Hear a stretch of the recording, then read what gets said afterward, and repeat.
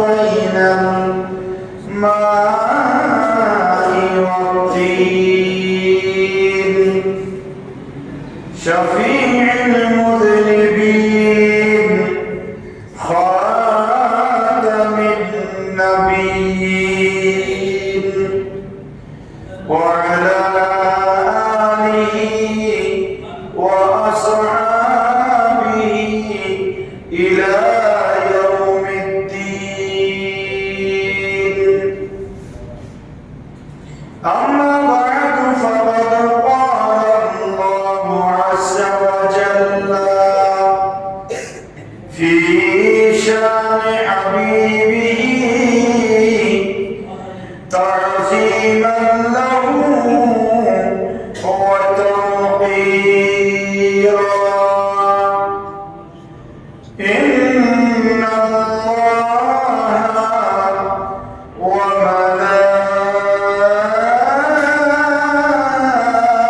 وملائكته يصلون على النبي يا أيها الذين آمنوا صلوا عليه وسلموا تسليما. صلى الله على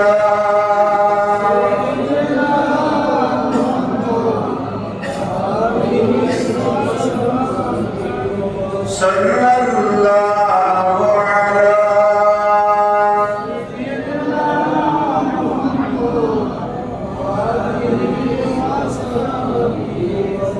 صلى الله على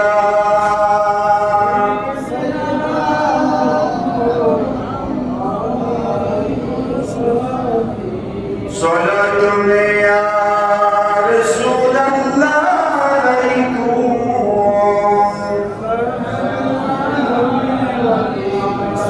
صلاة يا رسول الله عليكم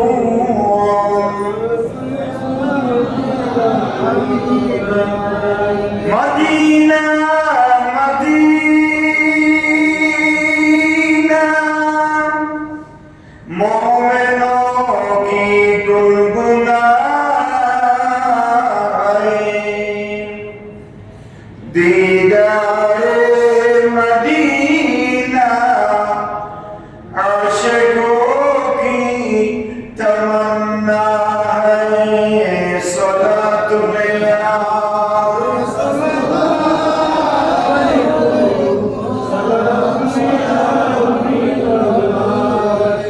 मदीने की खवास जन्नती बू आती है,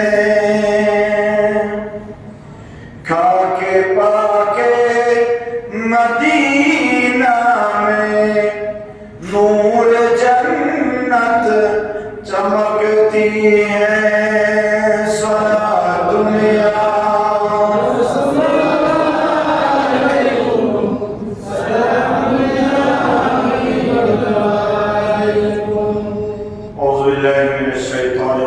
بسم الله الرحمن الرحيم. إن أول بيت وضع للناس للذي ببكة مباركا وهدى للعالمين. صدق الله مولانا العظيم وبلغنا رسوله النبي الأمين ونحن على ذلك لمن الشاهدين والشاكرين والحمد لله رب العالمين. معزز محترم हज़रात रसूलुल्लाह इस्लाम সম্মানিত উলামায়ে কেরাম রাহমানি ওয়া রাহিমাকুমুল্লাহ, আমরা আল্লাহ সুবহানাহু ওয়া তাআলা আলিশান দরবারে লক্ষ কোটি শুকর আদায় করছি যে আল্লাহ পাকের অত্যন্ত দয়া এবং মেহেরবানিতে পবিত্র হজের মাসের প্রথম মাস শাওয়াল মুকাররমার শেষ জুমা নামাজ জুমাদায় মহান লক্ষ্যে আল্লাহর মসজিদে আসার বসার সবাই একত্রিত হয়ে সালামি আরজ করার সুযোগ আর তৌফিক যে আল্লাহ আমাদেরকে দান করেছেন তার দরবারে বলছি আলহামদুলিল্লাহ। আর লক্ষ দরুদ ও সালামের হাদিয়া প্রেরণ করছি সোনার মদিনায় কামলিওয়ালা নবী, নুরুন নবী, হায়াতুন নবী, ইমামুল আম্বিয়া নবী, আফতাবে নবুয়ত, শাহি রিসালাত, সুলতানে মদিনা, তাজদারে ইহরাম, সরকারে দু আলম, ইমামুল আম্বিয়া মুহাম্মদুর রাসূলুল্লাহ সাল্লাল্লাহু তাআলা আলাইহি ওয়াসাল্লাম আর নূরি দরবার সোনার মদিনায় উচ্চ আওয়াজে আরেকবার বলছি আলহামদুলিল্লাহ। মোহতারাম হাজিরিন, আমাদের আলোচনার বিষয় হচ্ছে কোরআনুল কারীমের 36 নম্বর সূরা, সূরাতু ইয়াসিন।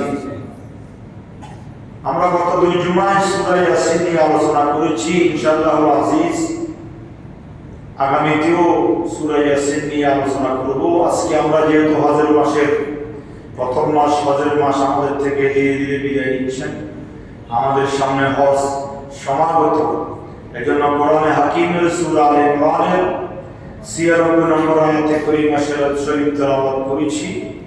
এই আয়াতে কারিমায় বাইতুল্লাহ শরীফের হজের গুরুত্ব, হজের মহত্ব নিয়ে আল্লাহ সুবহানাহু ওয়া তাআলা কিছু কথা বলেছেন, যা আজকে আমরা আলোচনা শুনবো। বিমাশিয়াতিল্লাহ বিইজনিল্লাহ মা তাওফীকি ইল্লা বিল্লাহ। আমরা জানি ইসলামের 5টি স্তম্ভ। কয়টা স্তম্ভ? সবাই বলেন কয়টা? 5টা খুঁটির উপর ইসলাম দণ্ডায়মান। 1 নম্বর খুঁটি হচ্ছে ঈমান। 1 নম্বর খুঁটি কি? ঈমান। ঈমান গ্রহণ করার পরে আপনার উপর বাকি 4টা কাজ অবধারিত হয়ে যায়। আর যদি আপনার কাছে ঈমান না থাকে আর বাকি কোনো কাজের গুরুত্ব নাই। বেঈমানে নামাজ পড়লে হবে না, রোজা রাখলে হবে না, যাকাত দিলে হবে না, হজ করলে হবে না। এই জন্য সর্বপ্রথম সত্য কি? ঈমান। ঈমানের পরে বাকি 4টা স্তম্ভের খুঁটির গুরুত্ব। একটা হচ্ছে নামাজ, আরেকটা হচ্ছে রোজা, আরেকটা হচ্ছে হজ, আরেকটা হচ্ছে কি? যাকাত। এই 4টা বিষয়কে, 4টা খুঁটিকে 3 ভাগে ভাগ করা হয়েছে। কয় ভাগে বলেন? ইবাদত 3 প্রকার। কয় প্রকার? ইবাদতে বদনী, ইবাদতে মালি, আবার ইবাদতে বদনী এবং মালি। সুবহানাল্লাহ বলেন। আরবিটা হয়তো বা বুঝেন নাই, এইজন্য বাংলাতে লিখে যাচ্ছি। ইবাদতে বদনী হচ্ছে শারীরিক ইবাদত। কি ইবাদত? যেমন নামাজ। নামাজ কি ইবাদত? শারীরিক ইবাদত। রোজা শারীরিক ইবাদত। আপনার রোজা আমি রাখলে হবে না। আপনি সুস্থ আছেন, রোজার বিনিময়ে টাকা দিয়ে দিলে হবে নাকি? হবে না বলেন না, কথা স্পষ্ট করে বলেন। হবে নাকি? হবে না। আপনার নামাজ, আপনি অসুস্থ, আপনার নামাজটা ইমাম সাহেব পড়ে দিলে হবে না। এই জন্য নামাজের বিধান হচ্ছে দাঁড়ায়, বসে, শুয়ে, যে কোনো অবস্থাতে নামাজ আদায় করতেই হবে। এটা শারীরিক ইবাদত। কি ইবাদত? শারীরিক ইবাদত। তাহলে নামাজ এবং আপনার রোজা, এই দুইটা হচ্ছে কি ইবাদত? শারীরিক ইবাদত। এটা হচ্ছে ইবাদতে বদনী। দ্বিতীয় নম্বর হচ্ছে ইবাদতে মালি, যেটা টাকা দিয়ে ইবাদত করা যায়। সেটাতে শরীর লাগে না, আর কিছু লাগে না। কি লাগে? টাকা লাগে, অর্থ লাগে। সেটা হচ্ছে যাকাত। সুবহানাল্লাহ বলেন। যাকাত হচ্ছে মালি ইবাদত। কি ইবাদত? কয় প্রকার পেলাম? 1 নম্বর হচ্ছে ইবাদতে বদনী, শারীরিক ইবাদত, নামাজ এবং রোজা। 2 নম্বর হচ্ছে ইবাদতে মালি, আর্থিক ইবাদত, সেটা হচ্ছে যাকাত। 3 নম্বর হচ্ছে ইবাদতে বদনী এবং ইবাদতে মালি, যে ইবাদত করতে শরীরও লাগবে, টাকাও লাগবে, সে ইবাদতের নাম হচ্ছে হজ। সে ইবাদতের নাম কি? হজ। আপনার কাছে টাকা আছে কিন্তু শারীরিক সক্ষমতা নাই, তাহলে আপনার উপর হজ ফরজ নয়। আপনার কাছে আপনার টাকা নাই কিন্তু শারীরিক আপনি কি আছে, সুস্থ আছে, তাহলে আপনার উপর হজ ফরজ নয়। নামাজ দৈনিক কয় ওয়াক্ত? 5 ওয়াক্ত ফরজ। রোজা বছরে কয় মাস ফরজ? 1 মাস। কিন্তু হজ জীবনে কয়বার? একবার ফরজ। একবার কি ফরজ? তো তারপরেও মানুষ বারবার যায় কেন? সেটা হচ্ছে আল্লাহর ঘরের চুম্বক। আল্লাহর ঘরটা হচ্ছে চুম্বকের মতো। চুম্বক যেরকম আকর্ষণ করে টেনে আনে, আল্লাহর ঘর এবং মদিনাতুল মুনাওয়ারা যারা ঈমানদার আশিক রাসূল তাদেরকে এমন ভাবে টানে, তারা একবার নয়, 2 বার নয়, 5 বার নয়, 10 বার 20 বার পর্যন্ত আল্লাহর ঘরে যাওয়ার সুযোগ পেয়ে যায়। এখানে হজ উমরা করা শুধু ইচ্ছা থাকলে হবে না, আল্লাহ এবং তার রাসূল দেখতে হবে। সুবহানাল্লাহ। আল্লাহ এবং তার রাসূল ডাকা ছাড়া কারো পক্ষে হজ করা কি নয়, সম্ভব নয়। তাহলে আমরা ইবাদত করেন কয় প্রকার? 3 প্রকার। ইবাদতে বদনি, শারীরিক ইবাদত রোজা এবং নামাজ, ইবাদতে মালি যাকাত, আর ইবাদতে বদনি এবং ইবাদতে মালি সেটা হচ্ছে হজ। এই ইবাদত হলাম কয় প্রকার? 3 প্রকার। ইব্রাহিম খলিলুল্লাহ আল্লাহর ঘর বানিয়েছেন, আপনারা জানেন কি জানেন না? ইব্রাহিম খলিলুল্লাহ আল্লাহর ঘর কি করেছেন? নির্মাণ করেছেন।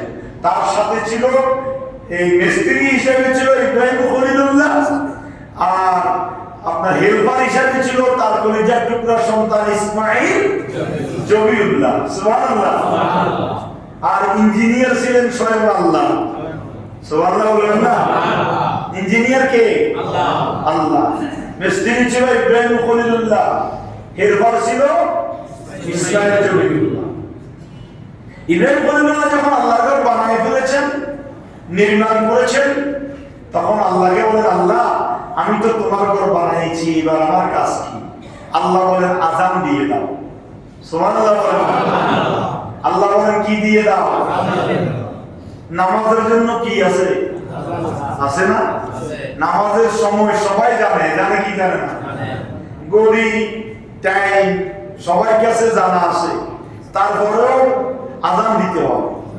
এটা ওয়াজিব আছে, সুন্নতে মুআক্কাদা আছে, সুন্নত আছে, ক্ষেত্র বিশেষ। আযান প্রতিদিন দিতেই হবে, ওয়াক্ত মতো আযান দেওয়া।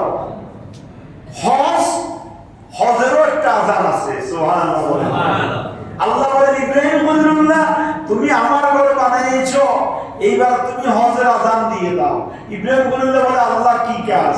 বলে যে তুমি যে ঘর বানিয়েছো এই ঘরের চতুর্পাশে ঘুরে ঘুরে আমার বান্দা বান্দীরা বিশ্বের বিভিন্ন অঞ্চল থেকে এসে হজ করবে, এই জন্য তুমি আযান দাও। আল্লাহু আকবার। ইব্রাহিম খলিলুল্লাহ বলে আল্লাহ এখানে তো মানুষজন নাই, কোনো মানুষ দেখতেছি না, নির্জন এলাকা, পাহাড়ি এলাকা, আবার নিচু জায়গা। দেখবেন যারা হজে গিয়েছেন, এই আল্লাহর ঘরে উমরায় গিয়েছেন, তারা দেখেছেন আল্লাহর ঘরটা নিচু, ঠিক না? হেরাম শরীফ থেকে অনেক নিচে নামতে হয় আল্লাহর ঘর তাওয়াফ করতে হলে, ঠিক কি না?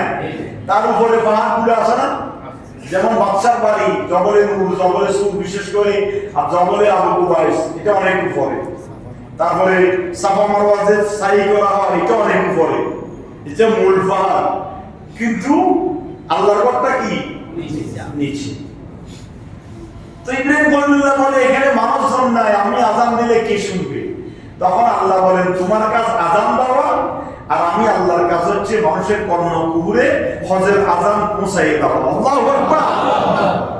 আল্লাহ বলেন ওয়া'আযিন ফিন-নাসি বিল-হাজ্জি ইয়া'তুকা রিজালা ওয়া 'আলা কুল্লি দামিরিন ইয়া'তিনা মিন কুল্লি ফাজ্জিন আমীক।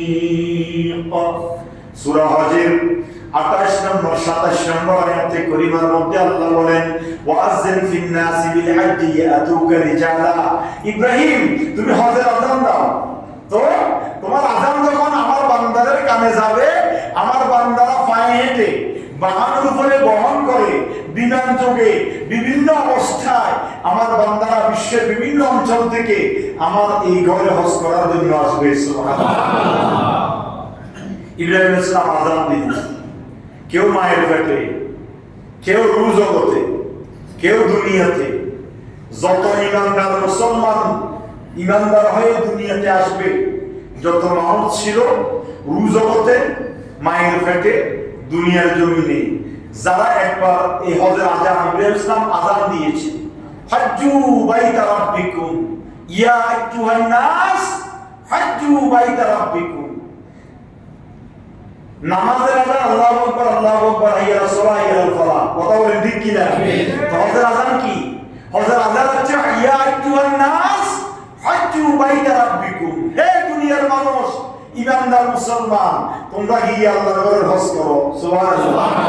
ইব্রাহিম আলাইহিস সালামের আওয়াজ, আল্লাহ বলেন আমি আল্লাহ যারা মায়ের পেটে তাদের কানে শুনেছি, যারা রূহ জগতে তাদের কানে শুনেছি, যারা দুনিয়াতে বিভিন্ন অঞ্চলে ছিল তাদের কানে শুনেছি, যারা ইব্রাহিম আলাইহিস সালামের আযানের জবাব একবার দিয়েছে, তাদেরকে টাকা না থাকো, পয়সা না থাকো, যে কোনো অবস্থায় আমি আল্লাহ জীবনে একবার হজ করাবো।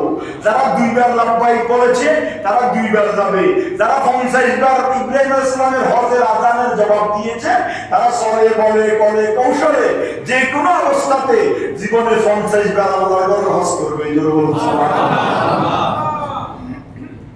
এটা হচ্ছে সূরা হজের তাফসীর। কোন সূরা? সূরা হজ। কোন সূরা? সূরা হজের 27 নম্বর আয়াতে করিনা ইব্রাহিম আলাইহিস সালাম আযান দিয়েছেন। এই আযান আমরা যারা শুনেছি আমরা যেতে পারবো। যাদের কাছে একবারে টাকা পয়সা নাই, দেখবেন রিকশা চালায়, এরকম ব্যক্তি হজে গেছে না? গেছে না গেছে?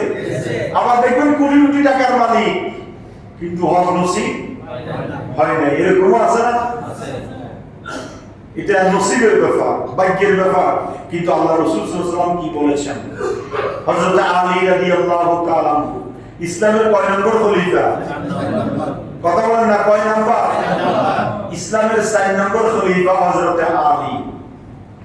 আলী রাদিয়াল্লাহু তাআলা আনহু হাদিস বর্ণনা করেছেন, আন আলী রাদিয়াল্লাহু তাআলা, আগে আরেকটা বলি তারপরে বলবো ওই কথা। তাহলে ইব্রাহিম আলাইহিস সালাম হজে কি দিয়েছেন? আযান দিয়েছেন। যারা শুনছে তারা কোথায় যাবে? মৃত্যুর আগে একবার হজে যাবে। এবার হজ কাদের উপর ফরজ? মাসালা আছে না নাই? হজ তো সবার উপর ফরজ নয়, নামাজ তো সবার উপর ফরজ নয়, যাকাত সবার উপর ফরজ নয়। ফরজ নাকি? নামাজ 10 বছর 7 বছরের পরে ফরজ। কথা বলেন ঠিক কি না? 7 বছরের আগে নামাজ কি নয়? ফরজ নয়। রোজা 7 বছরের পরে 10 বছরের পরে ফরজ। তারপরে হজ জীবনে একবার ফরজ। কথা বলেন ঠিক কি না? যাকাত সবারই উপর ফরজ নয়, যাদের কাছে টাকা পয়সা আছে তাদের উপর যাকাত কি ফরজ। হজ কাদের উপর ফরজ?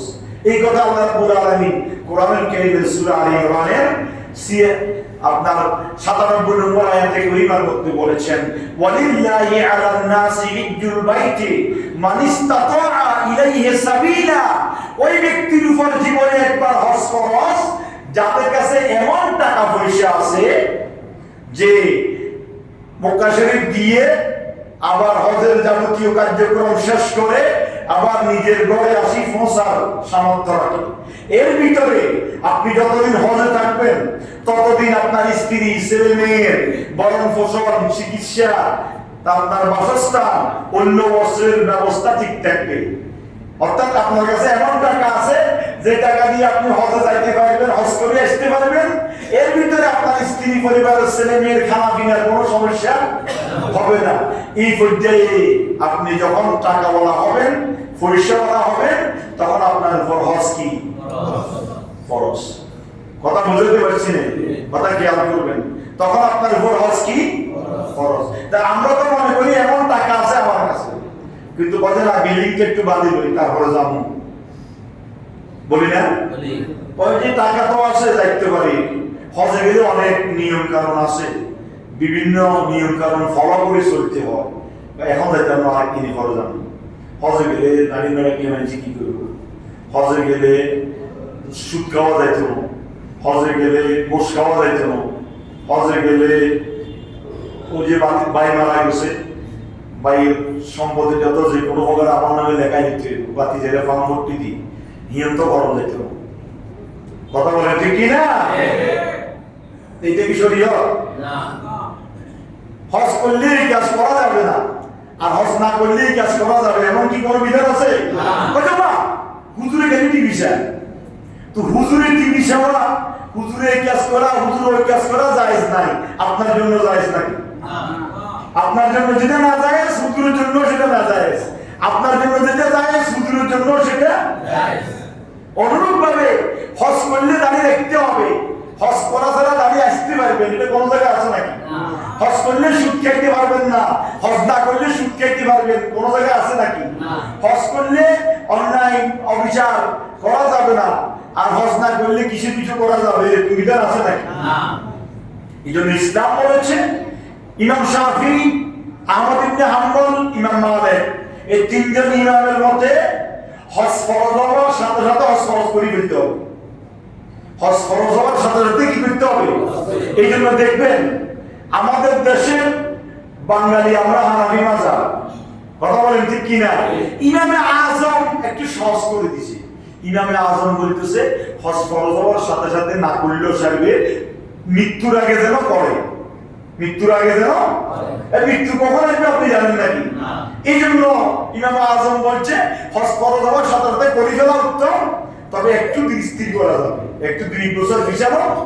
কিন্তু ইমাম শাফি, আহমদ ইবনে হাম্বল, ইমাম মালিকের মতে না, হজ ফরজ হওয়ার সাথে সাথে হজ করতে হবে। সুবহানাল্লাহ। এই জন্য দেখবেন নাইজেরিয়া, ইন্দোনেশিয়া, নাইজেরিয়া এবং ইন্দোনেশিয়া এই সমস্ত রাষ্ট্রে বিয়ের আগে হজ, কিসের আগে হজ? দেখেন তাদের হাজিগুলো জোয়ান জোয়ান, বিয়ের কথাবার্তা হয়েছে আড্ডা করে হজে বানাই দিছে, বিয়ের আগে হজ। এই জন্য নাইজেরিয়া, ইন্দোনেশিয়া, মালয়েশিয়া এই সমস্ত রাষ্ট্রের হাজিগুলো জোয়ান জোয়ান, আর সবচেয়ে ডেন্ডুর বুড়া, ধাক্কা দিলে পড়ে যায়, কাশলে ওদু চলে যায়, এগুলো হচ্ছে আমাদের বাঙালি। কথা বলেন ঠিক কিনা? যাই হোক, এই হজ আপনার উপর ফরজ। যদি আপনার কাছে এমন সামর্থ্য থাকে, এত টাকা আপনার কাছে আছে যে টাকা দিয়ে আপনি হজ করে চলে আসতে পারবেন, আপনার স্ত্রী পরিবার ভরণ পোষণ খানা বিনা খাইতে কোনো সমস্যা হবে না, এই অবস্থা যদি আপনার কাছে এই পরিমাণ টাকা থাকে, আপনার উপর জীবন হজ কি ফরজ।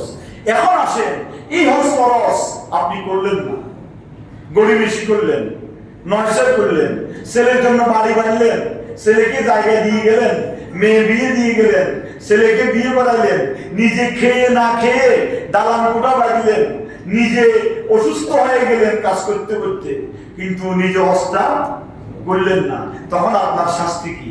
শাস্তি আছে না নাই? দেখেন আল্লাহ রাসূল কি বলতেছে। হযরত আলী ইসলামের কয় নম্বর খলিফা?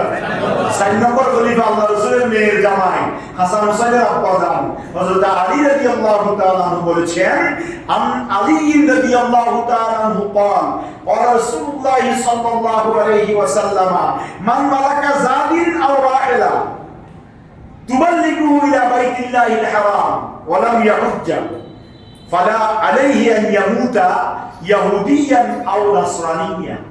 আল্লাহ রাসূল সাল্লাল্লাহু আলাইহি বলেন, হযরত আলী হাদিস বর্ণনা করেছেন, যার কাছে হজ করার সামর্থ্য আছে, তো সেই পরিমাণ কি আছে? টাকা আছে, কিন্তু সে কি করল না? হজ করল না। হজ করার সামর্থ্য আছে, টাকা আছে, শারীরিক যোগ্যতা আছে, অর্থ আছে, সবকিছু আছে, কিন্তু সে কি করল না? হজ করল না। আল্লাহ রাসূল বলেন, ফালা আলাইহি আন ইয়ামুতা, ওই ব্যক্তি যদি মৃত্যুবরণ করে, ইহুদিয়ান আও নাসরানিয়া, ইহুদি হয়ে, নাসারা খ্রিস্টান হয়ে, বেদিন হয়ে, জাহান্নামী হয়ে যদিও মৃত্যুবরণ করে, আমি রাসূলের কোনো টেনশন নাই ওই উম্মতের জন্য। যেরকম নাউজুবিল্লাহ, আল্লাহ রাসূলের একটা উম্মত জাহান্নামে যাক, আল্লাহ রাসূল চায় না। যতক্ষণ পর্যন্ত নাকি আল্লাহ রাসূলের সব উম্মত জাহান্নামে যাবে না, নাউজুবিল্লাহ, যত সব উম্মত জান্নাতে যাবে না, ততক্ষণ পর্যন্ত আল্লাহ রাসূল জান্নাতে প্রবেশ করবেন। অথচ জান্নাত আল্লাহ রাসূলকে দিয়ে ইন্ট্রোডাকশন করবেন, উদ্বোধন করবেন। কিন্তু সে আল্লাহ রাসূল বলতেছে আমার উম্মত যতক্ষণ পর্যন্ত জাহান্নামে থাকবে আমি খুশি নও, সুতরাং আমি ততক্ষণ পর্যন্ত জান্নাতে প্রবেশ। আবার এইদিকে বলতেছেন কি, যদি কোনো উম্মতের উপর হজ ফরজ হয়েছে, হজ ফরজ হওয়ার পরে সে হজ না করে মৃত্যুবরণ করলো, আইয়ামুতা ইহুদিয়ান আও নাসরানিয়া, সে যদি ইহুদি হয়ে মারা যায়, খ্রিস্টান হয়ে মারা যায়, আমি রাসূলের কিছু আসে যায় না। যেন বলেন না আলহামদুলিল্লাহ।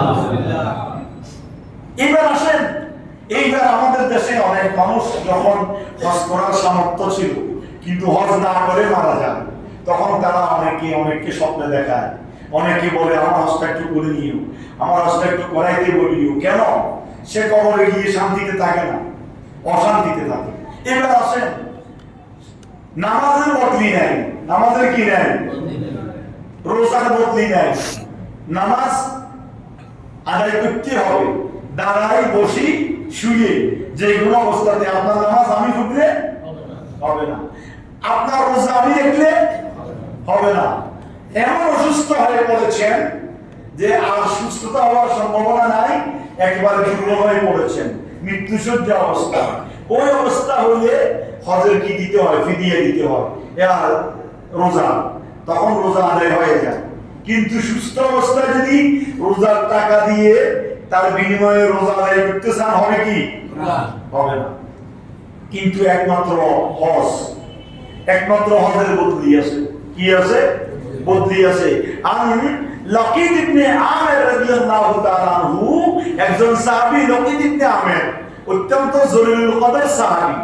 সেই সাহাবী আন্নাহু আতা ইলা নবী সাল্লাল্লাহু আলাইহি ওয়াসাল্লাম, ওই সাহাবী আল্লাহ রাসূলের কাছে আসলো।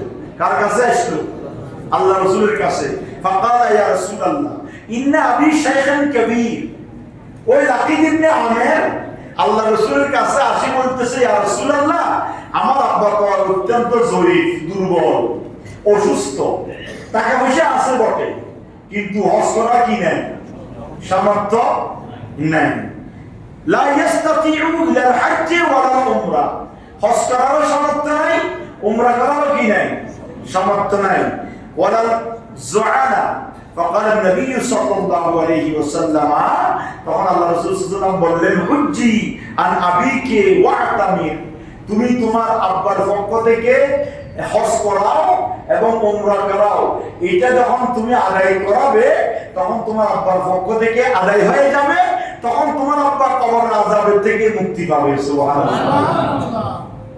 এটা হচ্ছে আবু দাউদ শরীফের হাদিস, সিয়াসিত্তার অন্যতম হাদিসের গ্রন্থ কিতাবুল হজের মধ্যে হাদিস শরীফ আছে।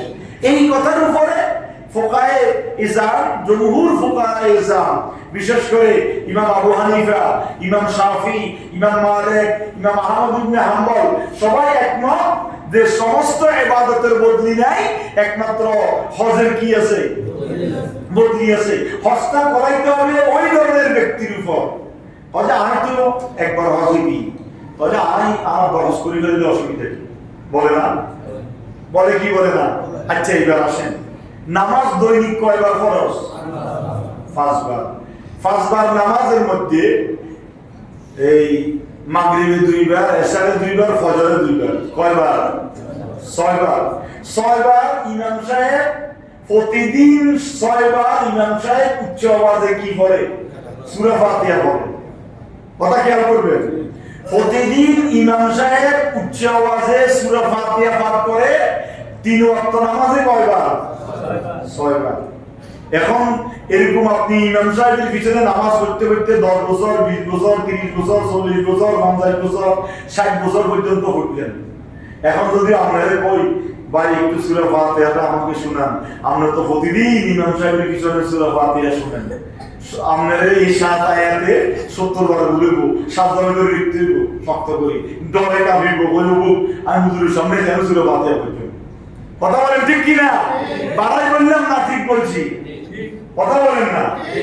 এখন যে সূরা ফাতিহা প্রতিদিন নামাজে পড়তেছে, প্রতি ওয়াক্তে পড়েন, সেই সূরা ফাতিহা পড়তে যদি আপনি 70 বার ভুল হয়, ডর লাগে, কাঁপেন। আর যে হজ জীবনে একবার ফরজ, সে হজটা কেমন হওয়া দরকার? আমরা তো মনে করি হজ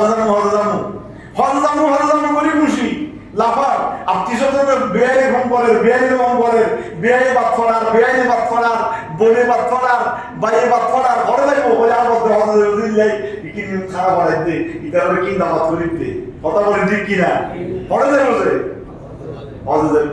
কিন্তু যদি হজ করি আসার পরে বইতে তলবিয়াটা কিনি হসে হজে তলবিয়া মানে কি বলে তুমি হজ করি আসছো তলবিয়া জানো না?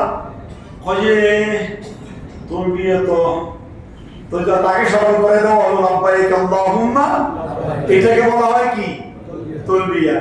হজে ফজিলাম তো এই হুজুরুল্লাহ ওরা ফজিলাম এখন তো ফুরানো হয় এরকম শতকরা 99 জন আছে না নাই?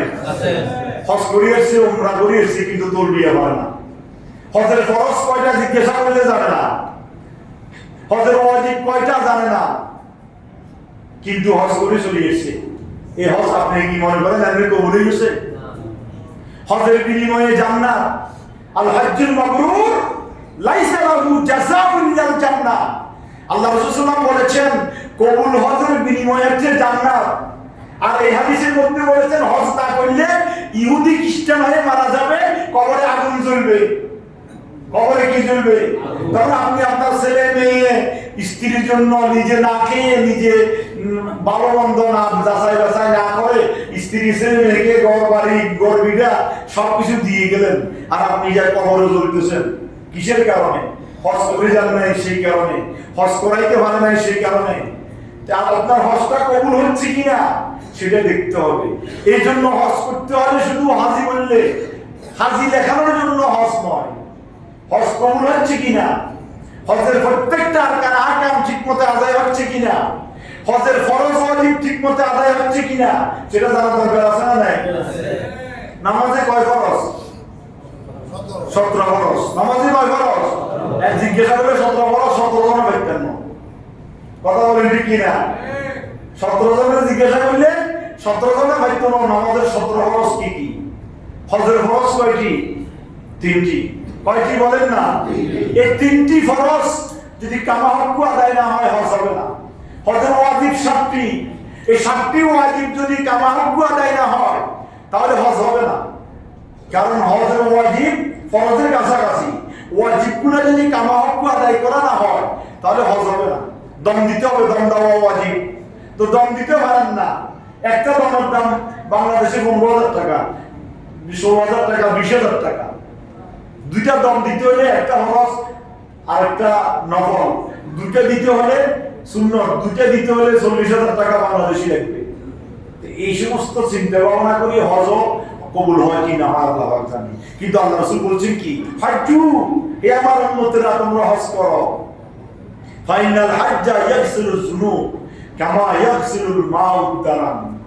যেভাবে শরীরে ময়লা লাগলে সাবান দিয়ে ধুয়ে ফেললে শরীরের ময়লা চলে যায়, তুমি হজ করো। তুমি যে দীর্ঘদিন ধরে গুনাহ করেছো শয়তানের কুমন্ত্রণায় পড়ে, গুনাহ করতে করতে করতে করতে করতে তোমার আমলনামা কালো হয়ে গিয়েছে, তাহলে তুমি এই ময়লাগুলো কি দিয়ে পরিষ্কার করবে? তুমি হজ করো, তাহলে তোমার আমলনামা স্বচ্ছ পবিত্র হয়ে যাবে। সুবহানাল্লাহ। তোমার গুনাহগুলো কি হয়ে যাবে? মাফ হয়ে যাবে। কবরে আগুন জ্বলবে না, কবরে হজের কারণে শান্তি পাবে। এই জন্য আল্লাহ রাসূল সাল্লাল্লাহু আলাইহি ওয়াসাল্লাম বলেছেন উমরাতু ইলা উমরাতি কাফারাতুন লিমা বাইনাহুমা ওয়াল হজ্জুল মাবরুর লাইসা লাহু জাযাউন ইল্লাল জান্নাহ। এক উমরা থেকে আরেক উমরা, এই দুই উমরার মাঝখানে যত গুনাহ হবে, একটা উমরা করার ফলে তারপরে মাঝখানে যতগুলো গুনাহ হবে আল্লাহ রাসূল বলেছেন আরেকটা উমরা করার কারণে গুনাহগুলো মাফ হয়ে যাবে। সুবহানাল্লাহ। আর আল হজ্জুল মাবরুর, আর যদি হজ কবুল হইতে পারে, হজ যদি কবুল করাইতে পারো, হজের যদি প্রত্যেক বিষয়গুলা ফরজ ওয়াজিব সুন্নাত মুস্তাহাবগুলা পুঙ্খানুপুঙ্খরূপে আদায় করে তুমি যদি হজ করতে পারো, লাইসা লাহু জাযাউন ইল্লাল জান্নাহ। তোমার হজের বিনিময়ে গুনাহ মাফ পাবে এমন কিছু নয়, তুমি হজের বিনিময়ে তোমাকে আমি আল্লাহ জান্নাত দিব। সুবহানাল্লাহ। হজ কবুল হলে সরাসরি জান্নাত, হজ কবুল হলে সরাসরি কি জান্নাত। এবং আল্লাহ রাসূল সাল্লাল্লাহু আলাইহি ওয়াসাল্লাম বলেছেন মান হাজ্জা ওয়া লাম ইয়ারফাস ওয়া লাম ইয়াফসুক রাজাকা ইয়াউমিন ওয়ালাদাতু উম্মু। দেখেন এটা এগুলো সব সহিহ হাদিস, এগুলো সব বুখারী শরীফের এবং মুসলিম শরীফের হাদিস। আল্লাহ রাসূল বলেন যদি তুমি হজ করো, হজ করার পরে হজে গিয়ে যদি তুমি ফাহিশা কথা, গালিগালাজ, অন্যায় অপরাধ না করো। এখন আমরা দুইটা কাজ কথা খেয়াল করবেন। আমাদের বাংলাদেশের মানুষ যেখানে টাকা কম, যে কাফেলায় টাকা কম নেই তার দিকে বসত মারে, তার দিকে দমবে। এখন মনে করেন এক কাফেলায় চাইলে 8 লাখ টাকা, আর এক কাফেলায় কত না হয় 7 লাখ টাকা দিবে যাবে। এখন আপনি 7 লাখ টাকার ওখানে গেলেন, এখানে যাওয়ার পরে সেখানে সে খানা দিবে মশকরা, বাসা দিবে মশকরা, বাসা দিবে দূরে, মিনা মুজদালিফা কষ্ট পাবেন, তখন দেন তারে গালিগালাজ, এর তো সামনে নাই। তা আপনার হস্তা কেন নেই?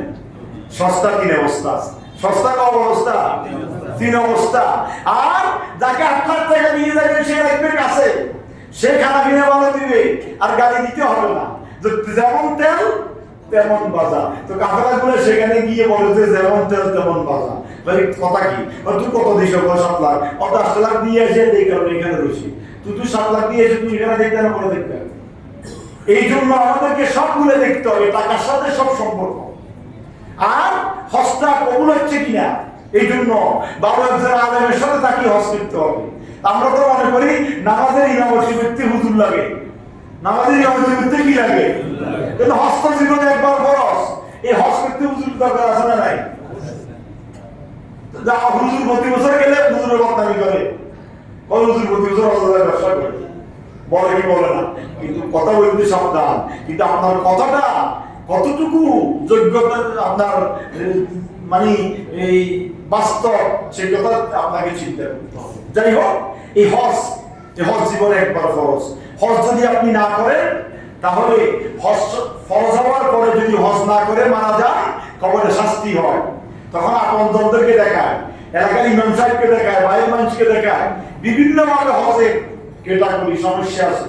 এই জন্য আপনারা যারা সামর্থ্য আছে হজ করবেন। হজটা ফরজ, জীবনে একবার ফরজটা করে ফেলবেন, তারপরে বারবার যাওয়ার সুযোগ করলে সেটা ভিন্ন কথা। আপনি যদি ইব্রাহিম আলাইহিস সালামের আযানে 50 টা জবাব দেন, তো আপনি 50 টা যাবেন, আমাদের কেউ তো দেখতে পারবেন, কথা বলেন না। আর ইব্রাহিম আলাইহিস সালামের আযানে যদি আপনি একবারও জবাব না দেন, তাহলে আপনার টাকা আছে, ধন আছে, দৌলত আছে, সব আছে, কিন্তু দেখা গেল আপনি হজ যাইতে পারলেন না। এই আজকে এই সমস্যা, কালকে এই সমস্যা, পরশুদিন এই সমস্যা, যে কোনো সময় বলে আপনার হজ জমা হলো না, আপনার কাছে আজরাইল এসে গেল, মৃত্যু হয়ে গেল। এমন হইতে পারে কি পারে না? এই জন্য হজের ব্যাপারে যথেষ্ট সেনসিটিভ থাকবেন। হজটা সুস্থ অবস্থায় করবেন, শক্তি থাকা অবস্থায় করবেন। হজ আমি আলহামদুলিল্লাহ যদি এবার আল্লাহ যদি নেই, আগামী 9 তারিখ চলা হইতে পারে, তো আমি এখনো ভয় করতেছি, না জানি সবকিছু সঠিকভাবে করতে পারবো কিনা। কারণ বয়স তো আস্তে আস্তে কমতেছে, শরীর তো দুর্বল হয়ে যাইতেছে। 2009 সালে হজ করছি, এক বয়স, 10 সালে, 11 সাল, 12 সাল, 13 সাল, 14 সাল, 15 সাল এক বয়স ছিল। এখন তো আরো 10 বছর পরে আবার আল্লাহর এক দিশে হয়তো বা যে কোনো উসিলাতে আমার মধ্যে তুমি সম্মানিত সভাপতি সাহেব সভাপতি সকলের পদান্যতায় আল্লাহ হয়তো বা কবুল করতে যাইতে পারবো। কিন্তু শক্তির দরকার আছে না নাই? আমার দ্বারা সব কাজ হবে কিনা এটাও আমার টেনশন। আগের মতো তো আর শক্তি নেই, কিন্তু আমরা তো মনে করি বিল্ডিং আর একটা বান্ধব তারপর হজে যাবো, গাড়ি আর একটা লই তারপর হজে যাবো। জায়গাটা খুব সুন্দর, একবারে সাইকোনা আলা জায়গা, বিশাল জায়গা। এই জায়গা যদি লইতে পারতাম, ইস কোনো ই থাকতো না, টেনশন থাকতো। জায়গা নাকি লইনি, 200 বছর পর আবার হজে যাবো, এরকম চিন্তা করে কি করে না? করে কি করে না? এই জন্য আমাদেরকে বলবো, আপনি হজ ফরজ হওয়ার সাথে সাথে সবকিছু ছেড়ে দিয়ে আপনি হজ করবেন। গড়তে মেয়ে উপযুক্ত আর জনে ফান্দে ভাই কিরে তোর মাইয়ের বিয়ের উপযুক্ত যে তুই কি হজ করে, এরকমও বলে না? কত তোর মাইয়ের বিয়ে তোর বরস, মানবইতে মাইয়ের বিয়ে তোর বরস, মাইয়ের বিয়ে তুই হজ করলেও বিয়ে হয়ে যাবে, হজ না করলেও বিয়ে হয়ে যাবে। যখন মেয়েটার কপালে বিয়ে লেখা আছে, যখন যে তারিখে যার সাথে এই মেয়েটার বিয়ে যেখানে লেখা আছে সেখানে হবে, আপনি হজে যান বা না যান। এই জন্য এই সমস্ত কাজে বাধা দিবেন না। অনেকে বাধা দেন, আগে মাইয়ে বিয়ে দিলে তারপর যাইস, আর আপনি মাইয়ে বিয়ে দেওয়া পর্যন্ত থাকবেন কিনা? আপনি মারা গেলে তো বিয়ে হবে, কথা বলেন নাকি? বিয়ে থাকি যাবো, কিন্তু হজ হবে? আমার আম্মা আল্লাহ ইন্তেকাল করেছে, আল্লাহ জান্নাত নসিব করুক। 98 সালে আমি যখন দাখিল পরীক্ষা দিই, মেট্রিক পরীক্ষা, সেই বছর আমার আম্মা হজে যাওয়ার জন্য প্রস্তুতি নিয়েছিল আমার আব্বা সহ। জায়গা একটা আমাদের 6 ঘন্টা একটা জমি ছিল, ওটা বিক্রি করি, তখন ছিল 75,000 টাকা। 98 সালে কত হাজার টাকা? 75,000 টাকা এক গ্রুপ হজে গেছে আমার আব্বা আম্মা। তো আব্বা আম্মা দুজন হজের জন্য নিবন্ধন ছিল না তখন, ফাঁসুর জমা দিয়েছে। তো আব্বা অসুস্থ হয়ে গিয়েছে, তো আম্মাও দুর্বল, যে একজন যায় আর একজনের বদলি ছেলেকে পাঠাই। তো আমার আম্মার বদলি আমার বড় হয়ে গেছে, আমার আব্বা সশরীরে গেছে, হজ করে আসছে। কিন্তু আমার আম্মা সবসময় কান্নাকাটি করতো, নিজের চোখে আল্লাহর ঘর দেখলাম না। আফসোস আছে না? আল্লাহর ঘর টিভিতে দেখা, কাগজে পত্রিকায় দেখা, আর নিজের চোখে আল্লাহর ঘর ধরা দেখা বেশ আছে না? তো আমার আম্মার সেই আশা আল্লাহ পূরণ করছে। 2010 সালে আমি নিয়ে গিয়েছি, আলহামদুলিল্লাহ। আমার সাথে উনি আল্লাহর ঘর ধরে হজ করেছে। বলছে, বাবা তোমার জন্য কি দোয়া করবো? আমি বললাম, আমার জন্য কোনো দোয়া করতে হবে না। আম্মাকে হাতিমে কাবার ভিতর ঢুকাই দিলাম, এইভাবে গাছ দিয়ে হাতিমে কাবার আল্লাহর ঘরের সাথে আসি। আমি বলি, আপনার যত ইচ্ছা তত নামাজ পড়েন, যত ইচ্ছা তত দোয়া করেন। বলছে, তোমার জন্য কি দোয়া করতাম? আমি বলি, আমার জন্য কোনো দোয়া করতে হবে না, আমি যেন প্রতি বছর আল্লাহর ঘরে আসতে পারি, এই দোয়া করেন। আমার দোয়া বলে গেছে, আল্লাহ চলে বলে যে কোনো প্রকারে প্রতি বছর আল্লাহর ঘরে নিতেছে, আলহামদুলিল্লাহ। এটা অহংকার না, গর্ব নয়। এই যে আপনাদেরকে নিয়ে এখন ওয়াজ করতেছি, হজে যখন থাকবো তখন শুক্রবার আসবে না, তখন আপনাদের কথা সেখানে আল্লাহর ঘরের মধ্যে মনে আসবে, কি আসবে না?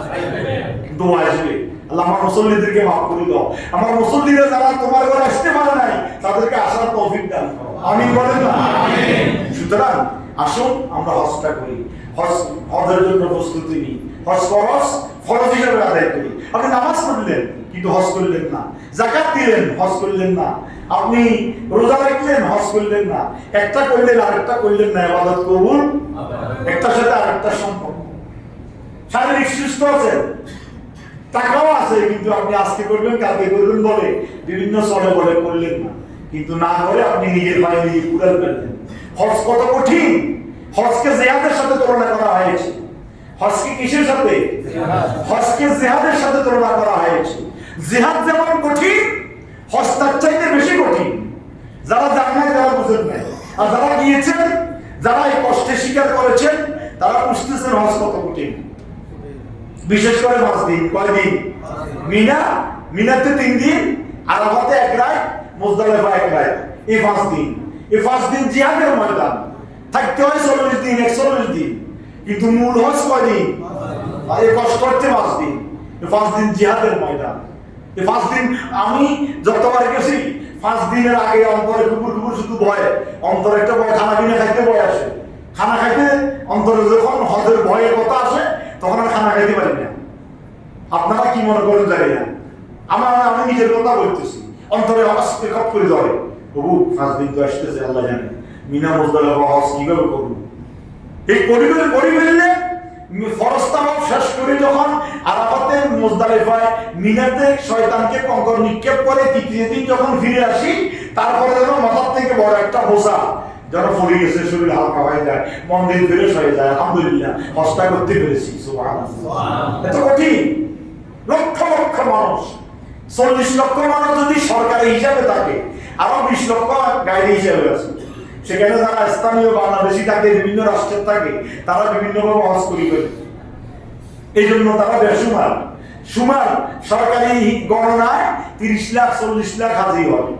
তাহলে আপনি দেখেন 40 লাখ মানুষ একটা জায়গা আরাফাতের ময়দান, 40 লাখ মানুষ একটা জায়গা মুজদালিফার ময়দান, খোলা আকাশের নিচে, নাই কোনো প্যান্ডেল, নাই কোনো তাবু, নাই কোনো এসি, নাই কোনো ফ্যান, নাই কোনো কারেন্ট।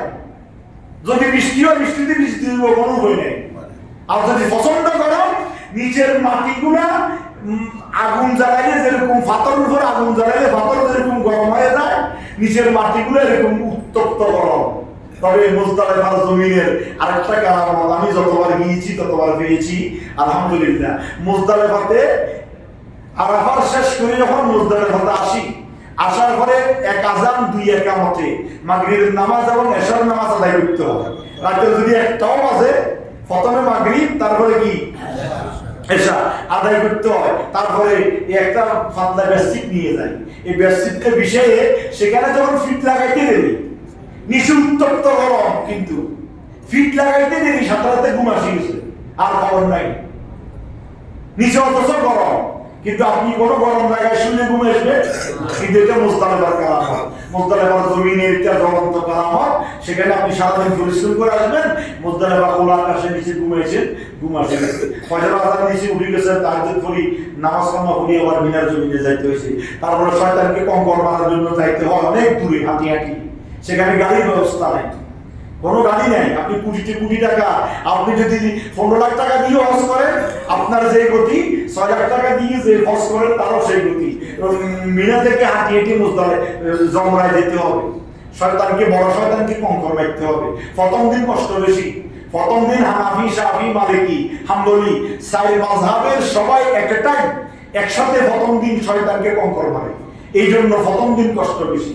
দ্বিতীয় এবং তৃতীয় দিন কষ্ট কম হয়। দ্বিতীয় এবং তৃতীয় দিন হানাফি মাযহাব জোহরের পরে, মালিকি এবং শাফি মাযহাব ফজরের পরে, হাম্বলি মাযহাব জোহরের পরে, দুই ভাগ হয়ে যায়, হাজিরা কবা হয়ে যায়।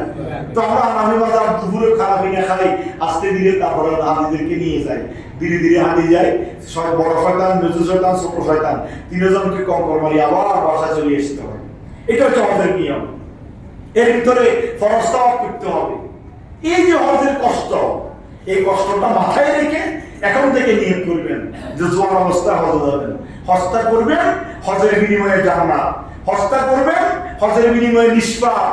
শিশু যেরকম মায়ের পেট থেকে জন্মগ্রহণ করলে নিষ্পাপ হয়ে যায়, আল্লাহ রাসূল বলেছেন, তুমি হজ করার সাথে সাথে যদি হজটা কবুল হয়ে যায়, তাহলে মায়ের পেট থেকে ভূমিষ্ঠ হওয়ার কারণে পরে তুমি যেরকম নিষ্পাপ ছিলা, হজ করে আসার পরে তুমি এরকম নিষ্পাপ হয়ে যাবে।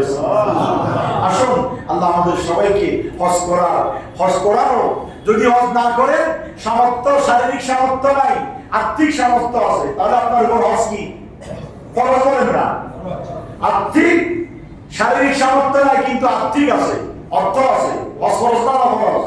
ফরজ। তখন আপনি নিজে যেতে পারবেন না, আপনি কারো আরএমবি করাইতে হবে, যাতে করে কামা হকভাবে আপনার হজের কমপ্লিট কাজগুলা সুষ্ঠুভাবে করি সে বাংলার জমিনে আসে। যে ব্যক্তি আপনার পক্ষ থেকে হজ করবে, তিনি চিটাং এয়ারপোর্ট থেকে রওনা হয়ে আবার চিটাং এয়ারপোর্টে আসা পর্যন্ত হজের যাবতীয় নিয়ত, আপনার উমরা, হজের আবার নিয়ত, মিনা, মুজদালিফা, আরাফায় কাজ এবং কুরবানি সবগুলো ওই ব্যক্তির নামে হবে যে ব্যক্তির নামে বদলি হজ করবে। এইটা হচ্ছে বদলি হজের নিয়ম। কিন্তু আপনারা যদি সুস্থ থাকেন, নিজেরা যাবেন, হজ করবেন, এই আশাবাদ ব্যক্ত করে আল্লাহ আমাকে এবং সবাইকে কবুল করুক। আমিন। ওয়া মা আলাইনা ইল্লাল বালাগ। আসসালামু আলাইকুম।